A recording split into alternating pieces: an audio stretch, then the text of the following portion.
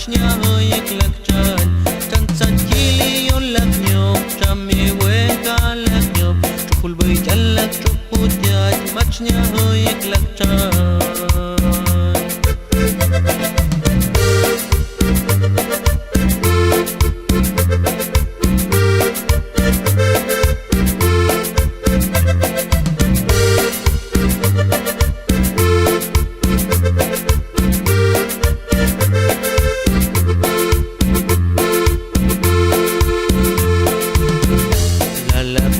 bay sumle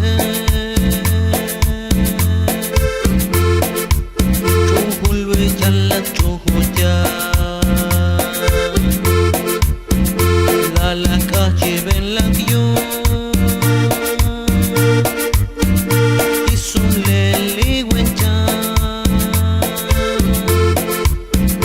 lalak nyop tilak musika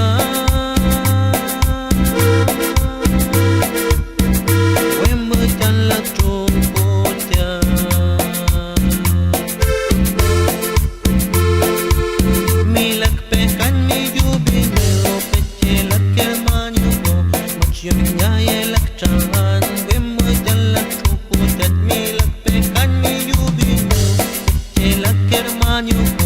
macho que ya y el achan